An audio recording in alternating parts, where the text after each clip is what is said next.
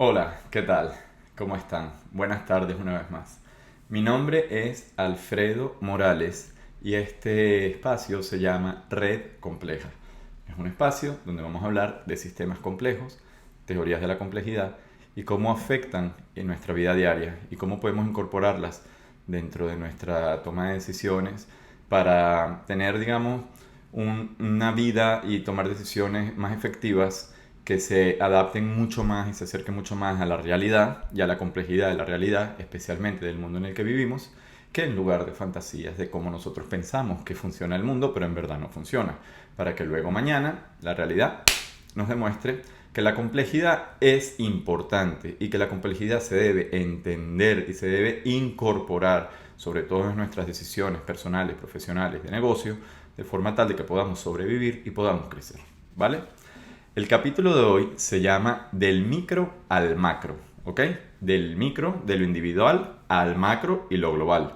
Y vamos a entender cómo se conectan esas dos escalas. La escala de aquello que yo veo, la escala de mi propio comportamiento, mis propias decisiones, las cosas que me gustan, las cosas que rechazo, y la escala de lo macro, ¿vale? Cómo se comporta la sociedad si yo la veo desde fuera y la veo como un todo.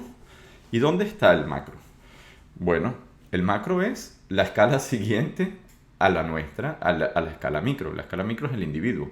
Un macro, dependiendo de la escala de observación, pues puede ser un grupo social, puede ser toda una ciudad, puede ser toda una economía, puede ser todo un mercado, puede ser todo un país, puede ser todo el mundo, ¿vale? Y es que a medida que nosotros podemos abarcar más, empezamos a incorporar esas partes dentro del todo o esa parte del todo que nos afecta a nosotros. Y es que realmente pensamos que tomamos decisiones de manera independiente y las tomamos porque de manera autónoma yo veo qué es lo que está pasando, sé qué es lo que quiero, hago una evaluación de la situación y tomo una decisión. Lo que yo no me doy cuenta es que esa decisión no nada más yo estoy participando en tomarla, todo lo que pasa a mi alrededor influye mi situación e influye mi decisión, por ende. Entonces, que tú te la pases con un tipo de gente, pues tienes ciertas probabilidades de que te comportes de una manera que si tú te la pasas con otro tipo de gente. Y hay cosas en la complejidad de verdad que no son tan difíciles de entender una vez que uno está expuesto a aquello. Porque recordemos que la complejidad es simplemente cómo funciona el mundo natural y cómo funciona el mundo, la realidad social. Con lo cual, van a haber muchas oportunidades en las cuales tú dices como que, bueno, pero es que eso es obvio. Sí, amigo, pero es que eso tiene más importancia de lo que tú realmente estás pensando y tiene muchas más capas de discusión y tiene muchísimo de lo cual aprender. Así que bueno, ¿cómo se conecta el micro y el macro? Y tengo aquí mi chuletita para el día de hoy. Pues el micro y el macro se conectan a sí mismos a través de lo que llamamos las interdependencias, a través de los comportamientos colectivos. Vamos a ver un ejemplo muy sencillo, lo que llaman la ola mexicana, popularmente conocido, o la ola en cualquier otro país. Imagínate que estás en un estadio, ¿verdad? Y dicen, venga, vamos a hacer la ola. ¿Y cómo se hace una ola? Pues si todos empezamos a levantar y bajar las manos al mismo tiempo de manera aleatoria, aquello no va a verse como una ola. Tú tienes que esperar al que esté al lado tuyo, levante la mano para tú levantar la mano. Y que tu duración sea de un cierto tiempo determinado. Pues si todos la dejamos arriba, pues tampoco se va a ver la ola. Entonces digamos que tenemos una forma de interacción que es muy simple. Yo levanto la mano cuando el de al lado la levanta y la levanto únicamente por 4 segundos o lo que sea. Entonces hay una manera de interacción en el cual yo voy a estar únicamente mirando qué pasa en mi localidad. Yo voy a estar viendo qué pasa en mi alrededor de forma inconsciente o digamos de forma ciega y no necesariamente yo tengo que ver qué está pasando en el todo para poder yo comportarme. Cuando mi regla de interacción es simplemente ver a quién tengo al lado y reaccionar cuando él reaccione. ¿Qué pasa? Que esa simple regla de interacción entre tu localidad, al agregarse y verlo como un todo, pues ves que emerge un patrón a partir de esa regla, que en este caso es la ola dándole vueltas al gimnasio. Pero las modas, las cosas que se propagan en el tiempo, ¿cómo se llama? Las enfermedades, las crisis, etcétera, son muchos los fenómenos sociales, y hoy vamos a hablar de varios de ellos, que en todo momento los estamos viviendo, en todo momento los estamos experienciando, en todo momento vemos que se ocurren eventos a partir de ellos, pero que desconocemos o digamos que no estamos completamente conectados con el porqué de esos fenómenos y de qué manera emerge en el mundo. Quiero dar 3 ejemplos. Quiero hablar de procesos de contagio, quiero hablar de modas, quiero hablar de cascadas, quiero hablar de procesos de autoorganización, quiero hablar de cómo las cosas se encuentran, las personas se organizan a sí mismas en el espacio sin necesidad de tener un ente regulador. Y al final quiero hablar de lo que llaman la regla de la minoría, que es una cuestión muy importante de conocer en sistemas complejos y luego todo se va a conectar. ¿Vale? ¿Qué son los procesos de contagio? Los procesos de contagio son aquellos de que, como en la ola, digamos, yo veo a mi alrededor, veo que la gente está adoptando ciertos comportamientos y decido yo también adoptarlos. ¿Qué pasa? En una población, si yo empiezo a copiarme más o menos las tendencias que yo veo a mi alrededor, cómo se toma el café, cómo se dan los buenos días, las normas de comportamiento, qué es normal y qué no es normal, cuando tú ves eso en una población entera, tú te das cuenta que empiezan a emerger ciertos clústeres, ciertas áreas de influencia que están comunicándose entre sí mucho más que en otras áreas.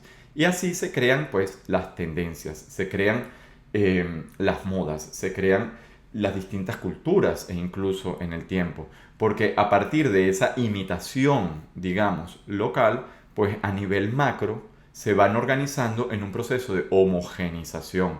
Esa homogenización a nivel macro puede ser global y todo el mundo converger hacia lo mismo, o puede haber divergencia. Y esa divergencia por lo general está asociada a faltas de comunicación. Hay otro tipo de procesos de contagio y es la cascada. Por ejemplo, cuando estamos hablando en un mercado, imagínate que pues, la criptomoneda ahora mismo es lo que está muy de moda, pues la gente empieza a comprar el Bitcoin o a comprar el Ethereum porque todo el mundo a su alrededor lo está haciendo y al parecer a la gente le está yendo bien. Luego llega una persona como Elon Musk a poner un tweet que le cuesta 30% del valor a la criptomoneda. Pero ¿cómo es que pasa eso? Y eso de un minuto para otro. O sea, pero no había un valor o si había un valor, etcétera. Y en ese sentido hay que entender lo que es el proceso de, digamos, del contagio del pánico. Una burbuja, ¿verdad? Emerge, una burbuja financiera. Emerge porque hay un consenso de que eso tiene un valor que puede que sea superior a lo que está detrás, a lo que realmente eso realmente vale. Es lo que llaman el valor intrínseco, me parece. Alguien me puede corregir porque yo con terminologías no soy muy bueno. ¿Qué pasa? Que todo el mundo empieza a apostar a que aquello sube de valor. En algún momento la gente o el Elon Musk o la gente se da cuenta de que eso no va a llegar a lo que iba a llegar y empieza a retirar su dinero en manada, ¿vale? Y la palabra en manada es justamente la conexión que va de uno al otro. Al todo el mundo hacerlo en manada y hay un proceso de contagio, pues eso obviamente cae y pierde dinero. ¿Por qué digo esto? Esto yo no lo digo para advertirle a nadie. Cada quien hace con su dinero lo que quiere. Y hay mucha oportunidad de hacer muy buen negocio en la criptomoneda. Pero uno tiene que tener conciencia de qué uno está haciendo para evitar tener fragilidades. Y la criptomoneda tiene mucha fragilidad. Tiene fragilidad en el sentido de que está completamente desregulado. Eso en cualquier momento pueden poner una ley que tumbe todo, ¿vale? Tiene la fragilidad de que no es respetuoso del medio ambiente, de que contamina mucho y consume mucha energía. Y eso en algún momento, ya Elon Musk lo advirtió, pero en algún momento le va a dar.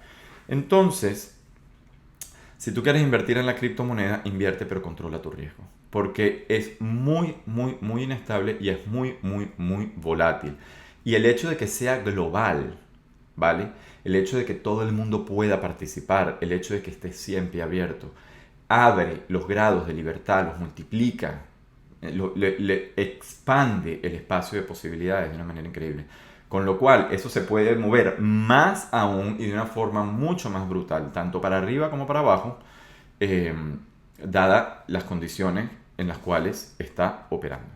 Y es importante entonces entender estas condiciones para yo saber en dónde me estoy metiendo. Segundo caso de ejemplo, y es lo que llaman el sorting yourself out. La traducción sería ubicarte en el espacio, autoorganizarte en el espacio.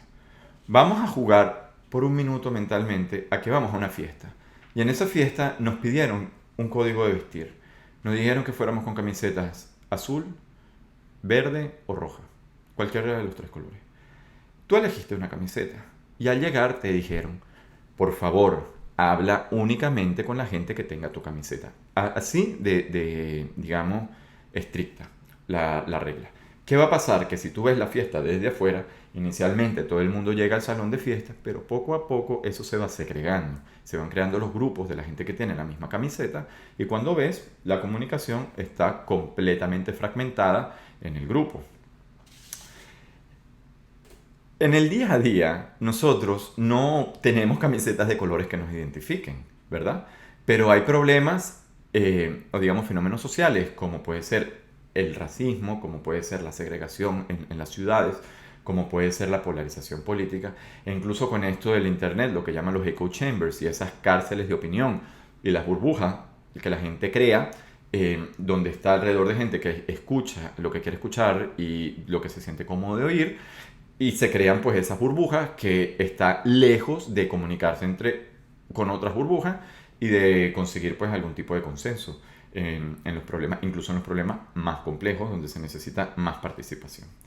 Y esto es importantísimo entenderlo. ¿Por qué? Existe un modelo llamado el modelo de Schelling que demuestra cómo tener cierta preferencia, ¿verdad? Simplemente cierta preferencia, no tiene que ser mucho, de interactuar con aquellas personas con las que yo me siento cómodo para que ese sistema solo se polarice. Cierta preferencia, te estoy hablando de una cuestión de casi que un poquito más arriba de simplemente ser completamente aleatorio. Y eso se polariza especialmente en el tiempo. ¿Por qué? Porque esos residuales de yo prefiero alejarme de aquí y yo prefiero acercarme allá, eventualmente separa a la población.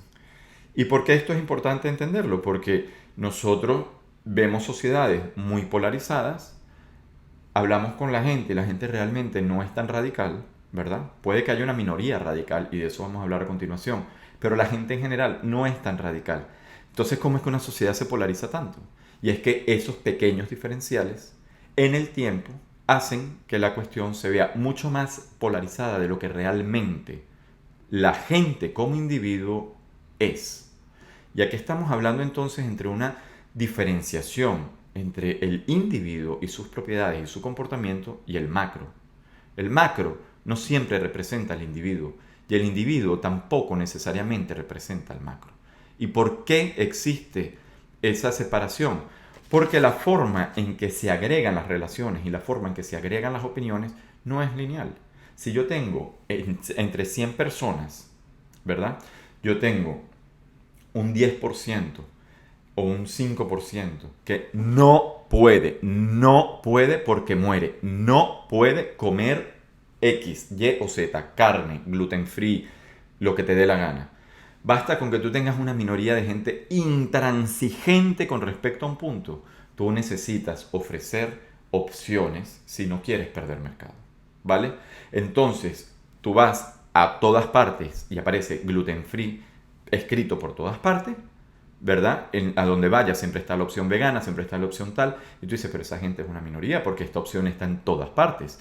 Y es que para no perder mercado, mantiene las opciones abiertas porque existe una minoría que simplemente no tiene otra opción que aquello que tiene entre ceja y ceja. Y la mayoría de las personas, de nuevo, que no son tan radicales, la mayoría de las personas que son mucho más flexibles, pues no les importa ceder, no les importa decir, bueno, venga, pruebo el gluten free, que al final me da igual, esto sabe a lo mismo. ¿Me entiendes? O cuando estás con alguien que es completamente intransigente, en algún momento dices, ok, vamos a hacerlo de la forma que tú quieres hacerlo, simplemente para poder seguir, ¿vale? Entonces, ese pequeño, ok, vamos a hacerlo a tu manera, simplemente para poder seguir, lo que genera en la grande escala y en el tiempo es la imposición del gusto o de las preferencias de las minorías intransigentes sobre la mayoría flexible. Y esto está descrito desde toda la vida. Lo aprendí de Nassim Taleb el paper que se llama Minority Rule, está en el libro Skin in the Game.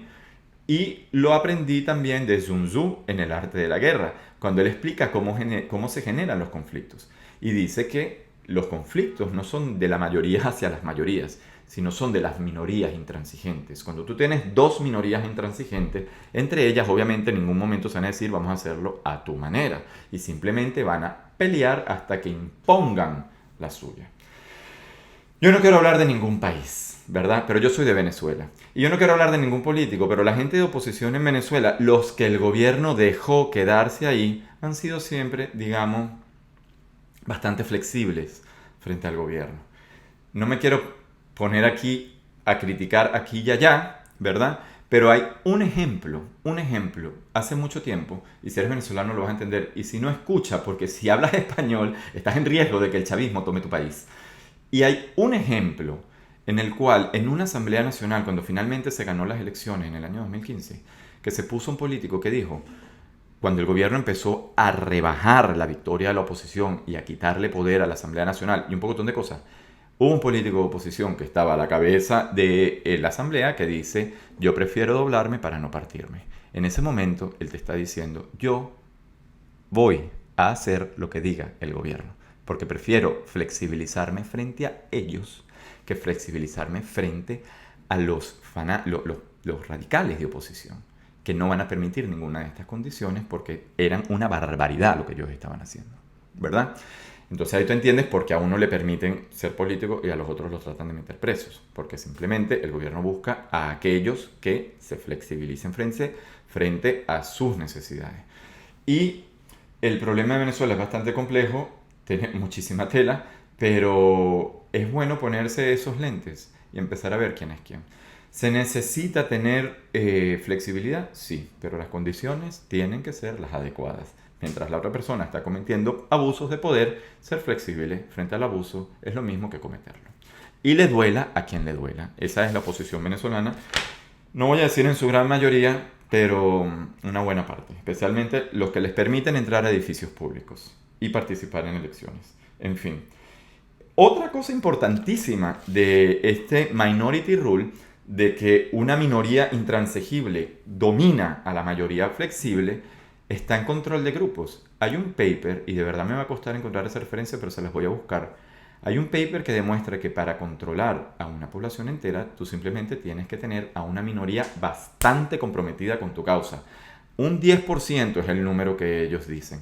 Y por eso es que los regímenes autoritarios se enfocan tanto en crear esa base de gente fanática, porque esa base de gente fanática es la que va a dar la apariencia de que ellos están en todas partes, a pesar de que la mayoría de la población no le gusta que lo controlen como unos anormales y como unos borregos y como unas ovejas. La gente quiere ser libre. En fin. El grupo no representa al individuo. Conclusiones. El grupo no necesariamente representa al individuo y hay que tener mucho ojo con esto porque los mecanismos que están permitiendo que ciertas intransigencias se impongan son sobre los cuales podemos tener un poco más de acción.